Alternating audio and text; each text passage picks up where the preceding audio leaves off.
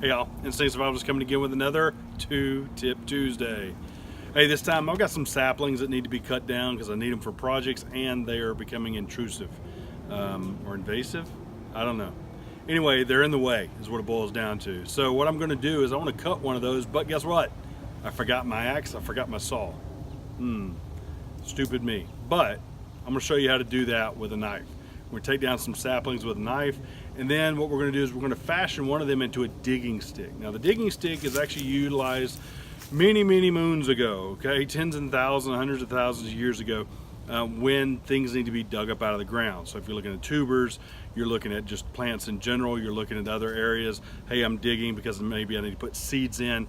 The list goes on and on and on. Before we started getting into modern manufacturing, modern equipment, we used digging sticks, and there's still some that are being utilized today. When you go out in the bush, you don't have the the luxury of a shovel, or you don't have the luxury of a rake, you don't have the luxury of all these different things. However, what you do have is a stick. So we're going to make a digging stick, and I'm going to show you the proper angle to put on it, or at least close to the proper angle, and then what you can do or how to utilize it from there. So let me adjust the camera. We'll go ahead and get the sapling out of the way because it's all in my way, and we're gonna make it to where you can see what's going on. All right, so some of the first things I did is I actually went in and cleaned up a lot of the branches. The reason being is because I don't want to have to deal with all that while I'm sitting here cutting, maybe missing a stroke or something of that nature. So what I'm going to do is I'm actually going to take and split this one. If you see, it's actually a Y at the bottom. I can actually take and cut it off down low if I wanted to. But basically what you're doing is you're taking and you're bending against the grain. So you see I've got a nice little bend into it. And then what I'm doing is I'm actually just cutting into that bend. Now in doing so, what we have to make sure of is that the camera is in frame first. Sorry folks. All right, there we go. Hey look, there's a bend right there. All right. What we have to do is make sure we've got that bend, and what's going to happen is you make sure you got a good tight hold on this thing. The reason being is because the minute you start cutting into it is the minute that it's going to start splitting and then possibly swing up and hit you in the face. Yet another reason why I wanted to clear out all the limbs first. So what we're going to do is we're going to actually just take, again, I don't have an axe. Yes, do it with an axe. Yes, do it with a saw. Much better, but in this case I didn't have one. So I'm using my LT Wright Georgia Bushcrafter. And what I'm going to do is I'm just going to go, you'll see there's a stress on it right here. And so what I'm going to do is just kind of go into it like that. You'll notice what happened is it splits. That's okay, because remember, we're just trying to remove this. So I'll go ahead and continue down that path, and you can see I've already taken it down. Now that was, again, with my knife. Do it one more time. Take off the other side. Yep, there we go. Well, there is that one. So there is, you got lucky. That one was already bent off or brittle anyway, and it was small. And the reason I'm using a knife is because, yes, you can take these are about pinky size. I can take and cut break them off, but these are thumb size, and sometimes it's not as easy. When you start getting into bigger diameter, that's when you start looking at the ability or need to have an actual knife to do this, or a sharp instrument. Again, axe, saw, use the tool that's meant for it, but sometimes if you don't have it, that's what you got to do. So now I can either cut the rest of this off or leave it set. I know what's going to happen if I leave it set, so I'm going to leave it set. And basically the dog likes to come and chew on them, so there you go, she can have those to use. So let's actually go ahead and take it. We're going to cut around, and we're going to make a digging stick out of the first one that we did. Apparently now is when the smoke decides to come our way. So what I'm doing is I'm actually taking this digging stick. I've already trimmed off, again, those branches. Let's get this one right here too. What I don't want is that thing to cut me later or dig into my hand, so it turns to a reverse digging stick. But what we're looking at is I want to get something about arm's length, okay? Doesn't necessarily have to be exactly, but you want to get close because you want something that you can pry with. And ultimately, if you know what a pry bar is, that's exactly what we're making. So what we're going to do is I'm going to take and just kind of trim this down some.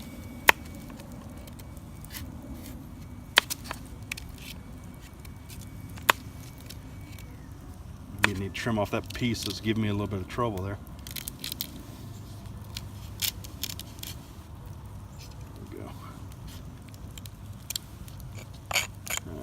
maybe it won't slide so much on me. Look at that, imagine that, it works out right when you do stuff right. All right, so what you're seeing is I've got kind of an angle or a ramp going, and then you see on the other side I've got a little bit of a ramp going there. All I'm gonna do is kind of refine that one a little bit. So instead of a spear point, I've got more of a chisel point, right? And in looking at this, the biggest part is knowing that this is gonna go on the ground. Now for me, I always take and put an extra edge on it. And the reason being is because now I want to make sure that it actually goes in the ground. Now, the other side of it is keep in mind that what you want is, in essence, this is bowing out. So you see how it kind of bows a little bit there.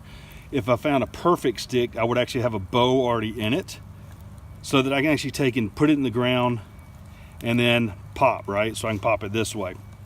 And just kind of rock on that bow to pop up whatever I'm trying to do. Again, especially useful when you're doing things like digging for tubers, digging for plants, bulbs, whatever, cattails, bottom of cattails. You know, the list goes on and on and on as far as getting in, getting under, and then popping. The reason you want it long is, again, because you want that pry bar. Put the knife up before I cut myself. You want that prying bar to go in, and then you want to be able to pop. So let's actually reposition the camera one more time so that you can see what we're doing or how we're doing it. Okay, so right here, some of you remember me actually planting that. This is a stake that we put in the ground, and it goes down a pretty good bit.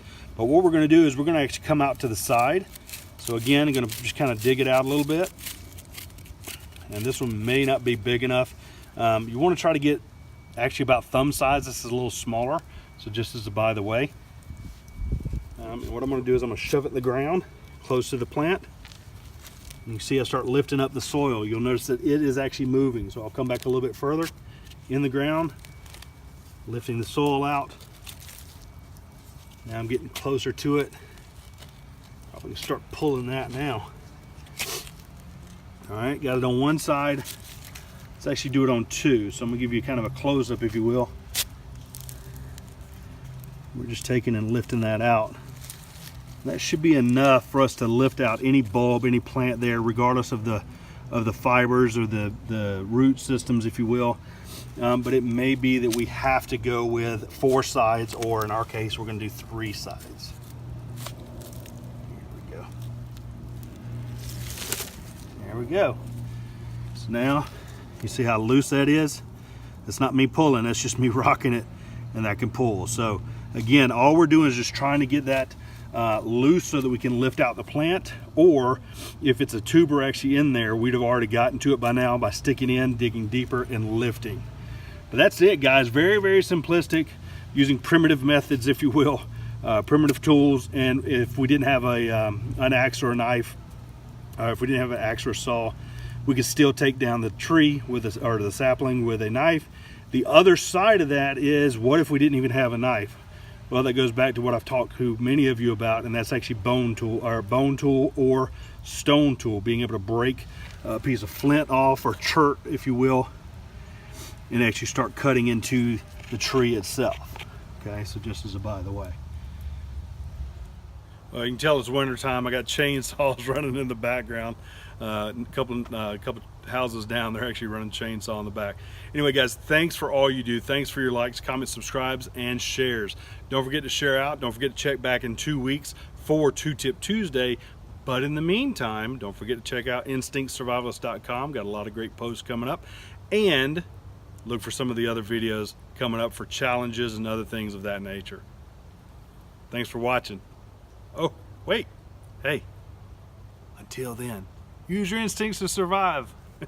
Thanks for watching.